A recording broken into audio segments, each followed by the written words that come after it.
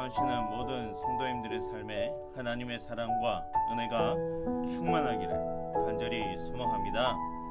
함께 기도드리겠습니다. 하나님 아버지 은혜 감사드립니다. 우리를 하나님의 자녀 삼아주시고 하나님의 영광 가운데 거하게 하시고 하나님을 만나는 시간을 허락하여 주시니 감사드립니다. 부족한 저희들을 존귀하고 아름다운 진주로 만들고자 하신 하나님, 주께서 우리를 선택하신 크신 은혜인 줄 압니다. 그 은혜 감격하며 기억하며 살아가게 하여 주시고 이 시대의 하나님의 사람, 은혜의 사람으로 살아가게 하여 주옵소서. 하루하루 삶이 때로는 힘들고 벅차고 하나님의 손길을 기대하며 주 앞에 설 때도 있습니다.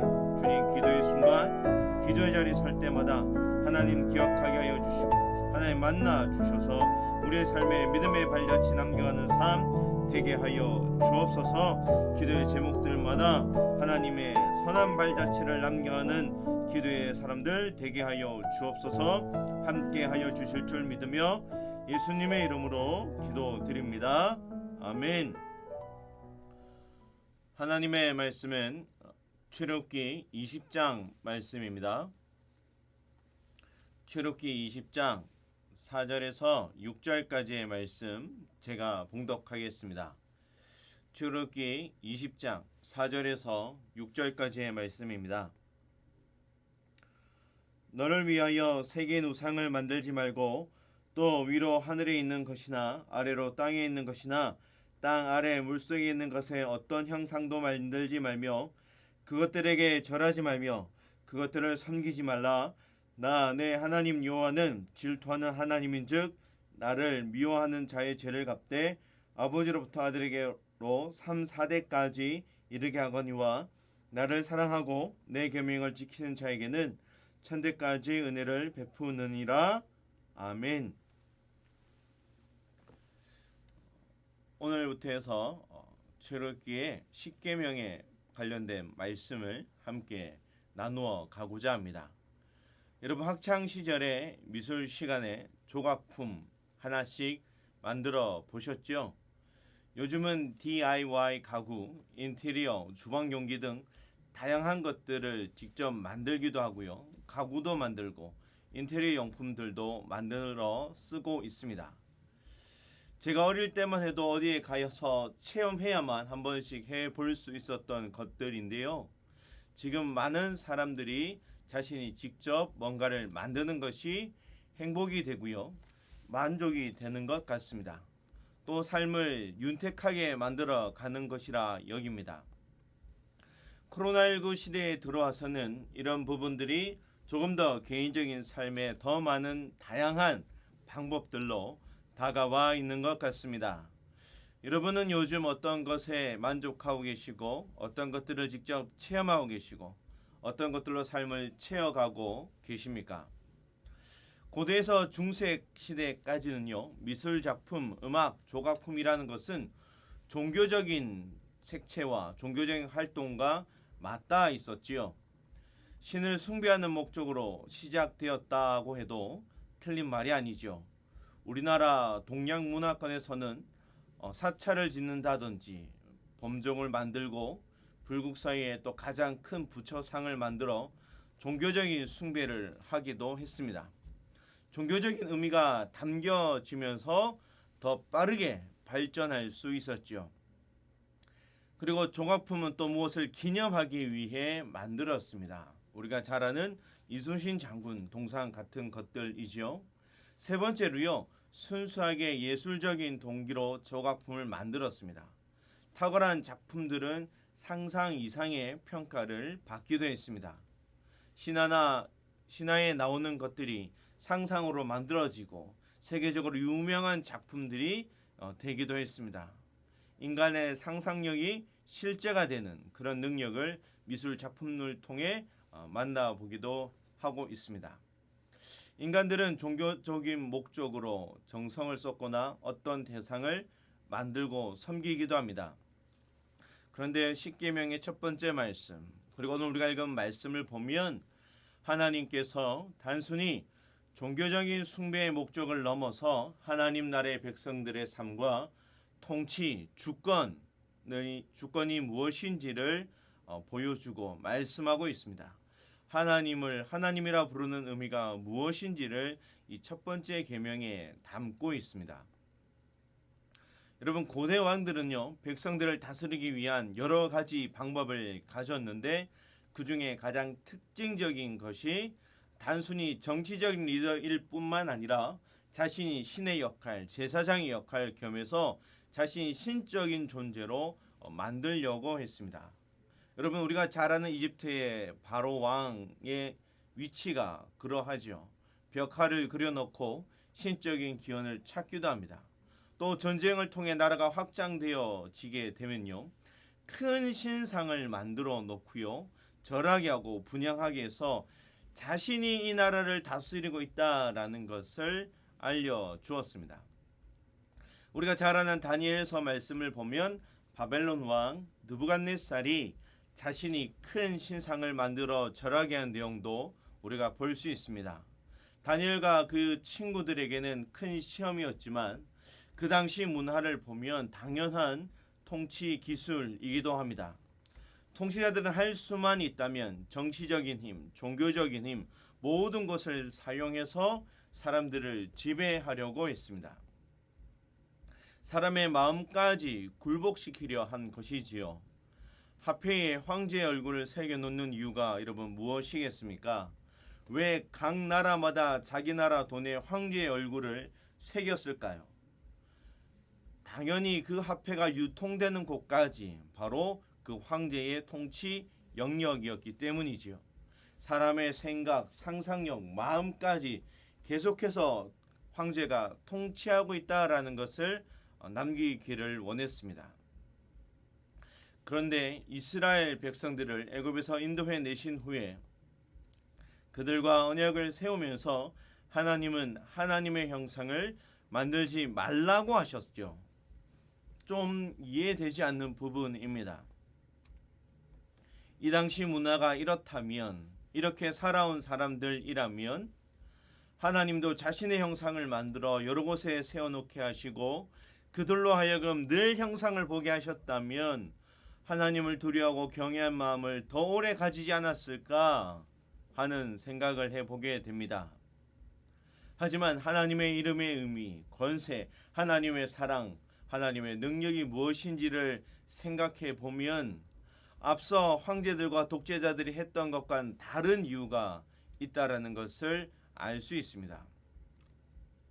여러분, 황제와 독재자들이 그렇게 했던 이유는요, 그들이 모든 것을 동시에 다스릴 수가 없었기 때문이지요.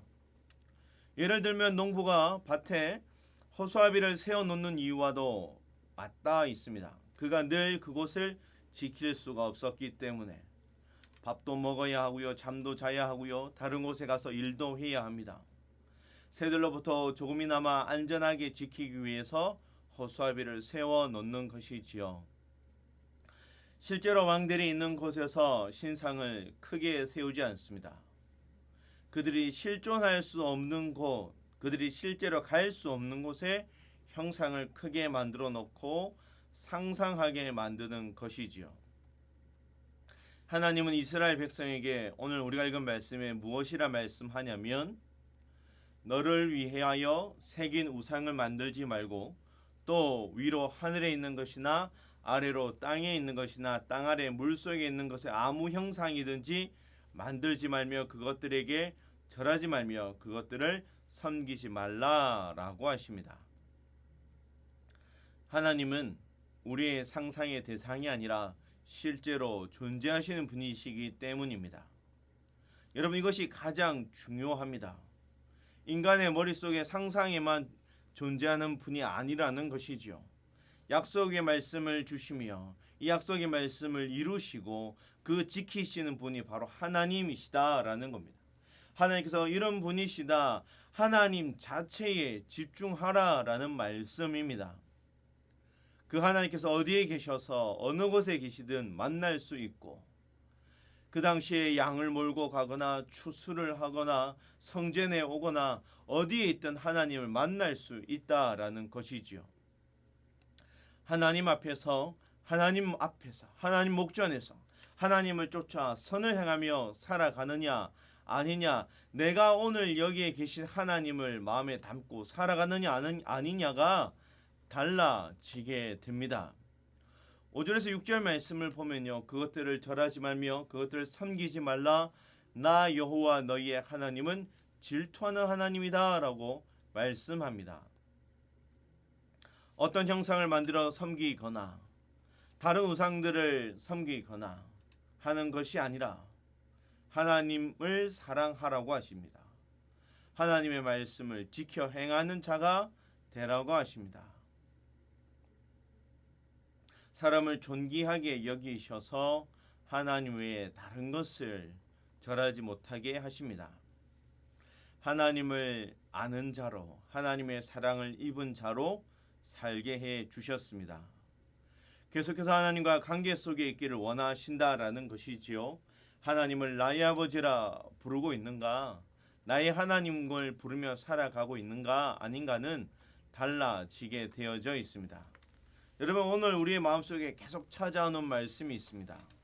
오늘 우리의 마음속에 계속 다가오는 말씀이 있습니다. 여러분, 그 말씀을 붙잡고 살아가는 것, 그 말씀을 나의 삶의 주인으로 모시고 살아가는 것, 여러분, 하나님과의 진짜 관계성 속에 있는 것, 그것이 삶을 달라지게 합니다. 여러분, 마음에 새겨져 있는 것, 마음속에 담겨져 있는 것, 여러분, 그것이 우리의 삶을 지배합니다. 나의 마음 전체를 차지하는 것, 그것이 우리의 보는 것, 생각, 모습, 삶의 패턴, 모든 것을 달라지게 만듭니다.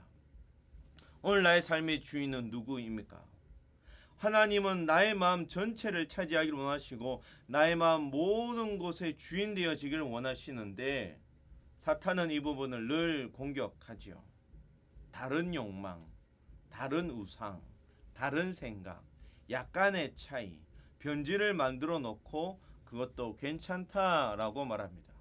그리고 하나님은 벽에 액자처럼 만들어서 걸어놓고 거기 계시게 해라. 세상에서 나의 일상에 하나님 없이, 고민 없이, 신앙 없이, 믿음 없이 나의 삶의 주인이 나 자신이 되어 살아가라고 말합니다. 여러분, 참 놀랍게도요, 우리는 제한된 범위에 계신 하나님과 살아갑니다. 여러분, 우리 주변에 있는 이들이 하는 말이 무엇입니까? 야, 하나님, 그 정도만 믿으면 돼. 야, 너처럼 그렇게 열심히 신앙생활 할 필요 없어. 하나님, 나의 일상에서는 오지 않으셔도 돼요. 나의 일과 나의 생각은 다 정리가 되어져 있습니다. 하나님, 다음 주에 교회 올게요. 다음 주에 뵙겠습니다. 여러분, 이런 태도로 신앙생활 하는 이들이 얼마나 많습니까? 월화수목금토는 하나님과 상관없이 주일에만 신앙인으로 살라고 이야기합니다. 여러분, 우리의 삶의 하나님을 하나님 아닌 다른 것으로 바꾸어 버리는 것, 그것이 교만이고 그것이 죄악이고, 나의 마음에 하나님 아닌 다른 것이 중심이 되어져 있는 것, 하나님 말고 다른 것을 붙잡고 살아가는 것, 나도 모르게 하나님을 한 곳에 계시게 하고 나만의 라이프 스타일, 나만의 가치관, 세상이 말하는 방법으로 살아가고 있지는 않습니까? 여러분, 사람의 마음이 참 신기하게도 시시때때로 순간순간 변해가지요. 여러분, 그 순간순간 늘 겸손히 하나님의 말씀에 귀 기울일 수 있기를 바랍니다. 말씀대로 살려가는 그 모습 회복되어지기를 원합니다. 하나님의 말씀에 위대하심, 큰 능력이 있다는 것을 경험하며 살아가는 삶이 되기를 간절히 소망합니다. 세상을 살아가는데 왜 어려운 일이 없고 낙심되는 일들이 없겠습니까? 세상을 살아가는데 왜 유혹이 없고 나의 삶에 문제거리들이 없겠습니까? 그리고 왜 상처받는 일이 없을까요? 다 있습니다. 하지만 그때마다 하나님의 말씀을 겸손히 붙잡는 자리에 우리가 다시 서기를 원합니다. 하나님 앞에 나와 예배하는 나의 삶의 모습을 가장 귀한 것으로 여길 수 있기를 원합니다. 하나님께서 인도하고 계심을 바라볼 수 있게 되고요. 나의 삶에 함께 하시는 하나님 경험하며 살아가는 삶이 되기를 원합니다. 하나님은 우리에게 가장 먼저 이야기하십니다. 가장 하나님과 진실된 관계에 있기를 원한다.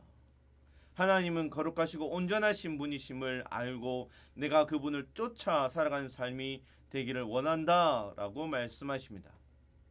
여러분, 오늘 하루 나의 중심, 내가 어떻게 이렇게 저렇게가 아니라 하나님께서, 성령님께서 인도해 가시는 그것을 바라보며 쫓아 살아가는 삶이 되기를 원합니다.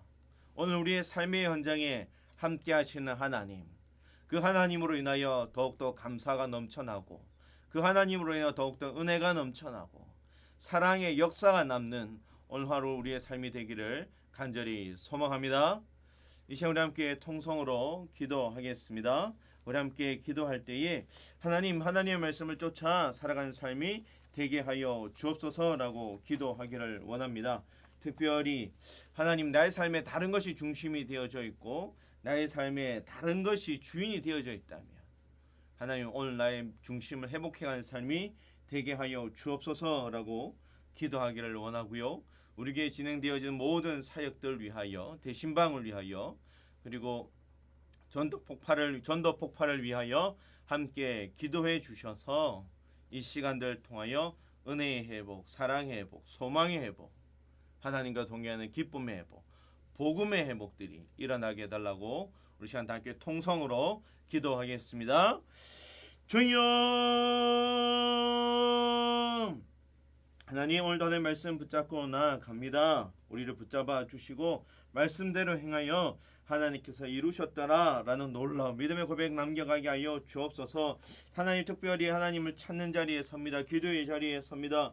하나님, 그 기도의 제목들마다 약속의 말씀 붙잡게 하여 주셔서 하나님께서 행하실 일들 기대하게 하여 주시고 기도하며 살아가는 삶이 되게 하여 주옵소서. 특별히 우리에게 진행되어지는 모든 사역들과 대신방과 전도폭발을 통하여 기도의 회복, 삶의 자리의 회복, 하나님의 은혜의 회복, 하나님의 영광 회복 있게 하여 주시며 특별히 복음이 전파되어지고 복음이 나눠지고 복음의 역사가 다시 한 번 더 일어나게 하여 주옵소서. 하나님의 말씀을 아는 자들로 살아가게 하여 주시고 이 시대의 세상의 빛과 소금처럼 살게 하여 주셔서 하나님의 빛을 비추며 살아가는 믿음의 삶들 되게 하여 주옵소서.